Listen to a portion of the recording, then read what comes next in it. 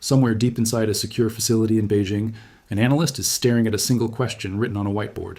Not a question about Iran, not a question about the Middle East. The question is this: are we next? Because what just happened to Iran's supreme leader was not an assassination. It was a message. And every nuclear-armed power on Earth just received it. Let that sink in. The most protected man in the Islamic Republic, a figure surrounded by layers of intelligence, counterintelligence, decoys, and Revolutionary Guard units sworn to die for him, was eliminated cleanly, precisely, without warning. And no one has officially claimed responsibility. That silence is louder than any declaration of war. To understand what this moment means, you have to understand what Iran represented on the global chessboard. Not simply a regional power, not simply a sponsor of proxy militias from Lebanon to Yemen. Iran was the keystone in a strategic arc that Beijing and Moscow had spent 2 decades carefully constructing. An arc designed to bleed American power, exhaust NATO resources, and keep Washington permanently distracted from the Pacific. That arc just had its cornerstone removed. The Supreme Leader's death did not happen in isolation. Intelligence analysts tracking signals traffic, financial flows, and human intelligence from the region have noted something extraordinary. In the 72 hours before the event, 3 separate Iranian intelligence networks went dark simultaneously. Not disrupted, not jammed, dark, as if someone had pulled a plug from the inside. That is not the signature of a missile strike. That is not the signature of a car bomb or a sniper. That is the signature of a penetration operation that ran for months, possibly years, inside the highest levels of the Iranian state. One Western intelligence source, speaking anonymously, described it simply. This was not an action. This was a conclusion. Now the world holds its breath. Israel has said nothing. The United States has expressed condolences to the Iranian people while carefully avoiding any suggestion of involvement. But in the corridors of power, no one believes the silence. Because the level of operational precision required for this, and the intelligence penetration, the counter-surveillance, the coordination, points to a very short list of actors with both the capability and the motive. And every nation on that list has something to gain from the confusion that follows. Here is what is happening beneath the surface. In Tehran, a succession crisis has already begun. The supreme leader was not simply a head of state. He was the theological and political fulcrum around which the entire revolutionary system balanced. His word was final. His authority was absolute. Without him, the Islamic Revolutionary Guard Corps and the conventional military are already positioning. Factions that have coexisted under enforced unity are now in quiet, dangerous competition.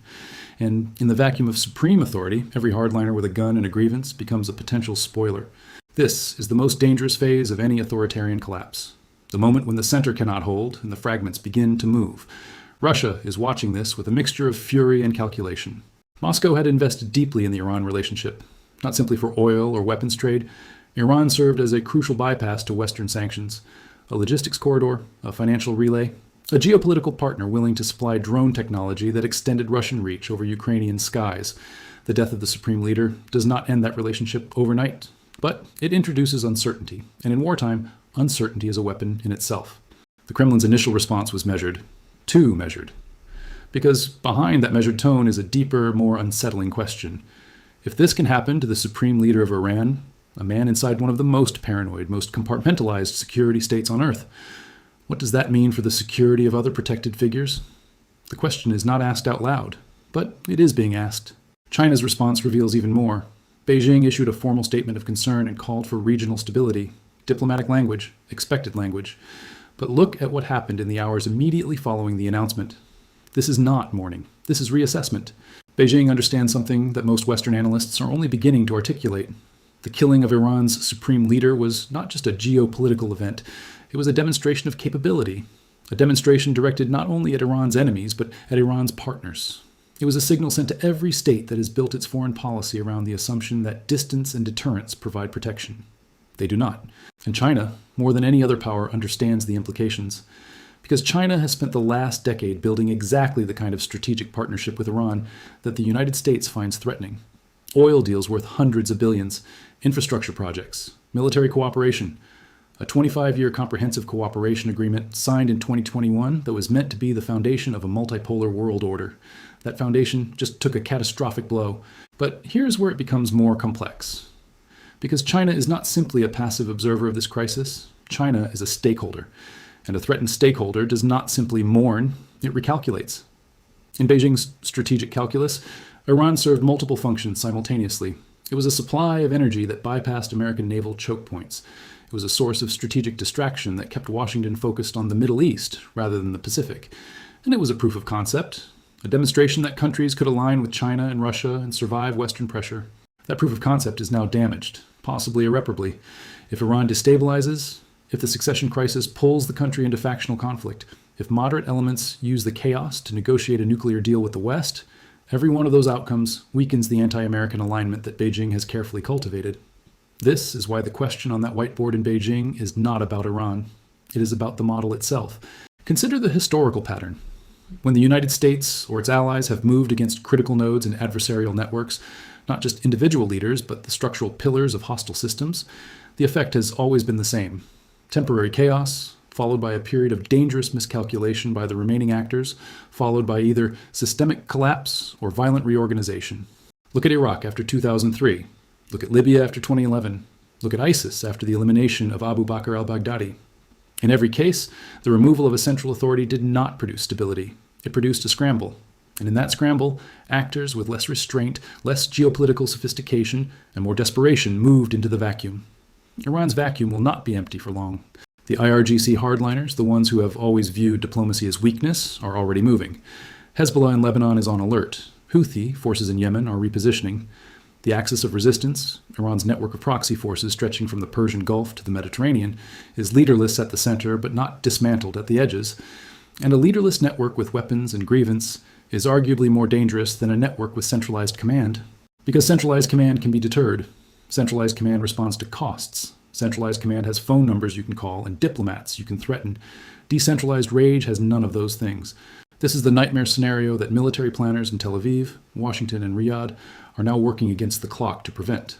Not a conventional Iranian military response. Iran's conventional military, without unified political leadership, is fractured and unpredictable. What they fear is the uncoordinated, uncontrollable activation of the proxy network, simultaneous attacks across multiple theaters with no central authority to negotiate with, no single actor to hold responsible, and no clean path to de-escalation. Multiple fronts, multiple actors, multiple crises, simultaneously. Meanwhile, in Moscow, a quieter and perhaps more consequential reassessment is underway. Russia's war in Ukraine has entered a phase of strategic attrition. The Iranian drone supply was not simply a weapon, it was a strategic offset, a way to sustain offensive operations without exhausting Russian domestic production. If Iranian supply chains are disrupted by internal chaos, Russia must find alternatives. And the alternatives are fewer, more expensive, and more diplomatically complicated. Some analysts in Moscow are already drawing a connection that the Kremlin will not say publicly. That the timing of this operation, with Russia stretched in Ukraine, with China distracted by economic pressures, with the Iran-Russia-China triangle at its most visible, was not coincidental. That this was chosen. If that strategic reading is correct, and experienced intelligence professionals on multiple continents believe it is, then what we are witnessing is not an assassination. It is the opening move of a larger restructuring, a reconfiguration of the Middle East's power architecture at a moment when the great powers that might have intervened are each pinned down by their own crises. America is managing the political aftermath domestically. Russia is locked in Ukraine. China is navigating an economic slowdown and a technological Cold War. None of them have the bandwidth to fully respond. And that bandwidth calculation may have been the most important variable in the decision to act. This is the cold sophistication of 21st century great power competition. You do not always fight your enemies directly. Sometimes you move against the nodes that hold their systems together. Sometimes you act not when you're strongest, but when they are weakest. And sometimes the most powerful message you can send is one that requires no signature, no flag, no declaration, no responsibility. So here's where we stand.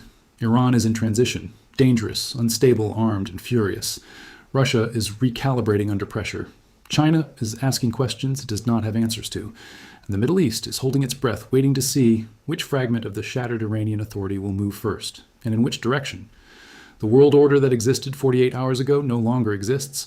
What replaces it depends entirely on decisions being made right now, in rooms we do not have access to, by people who will not be quoted, about options that will not be published. But here's the question that should keep you awake. If the most protected man in the most paranoid security state in the Middle East could be reached, if the layers of intelligence and counterintelligence and physical security around him could be penetrated completely, silently, and without attribution, then the calculus of protection that every authoritarian system on Earth relies on has just been fundamentally revised. Every leader who has built their security on the assumption that loyalty, geography, and secrecy make them unreachable is now doing the same math. and arriving at the same terrifying answer. The question China is asking is not who did this. China already knows who did this. The question China is asking is something far simpler and far more dangerous. When did they come for us?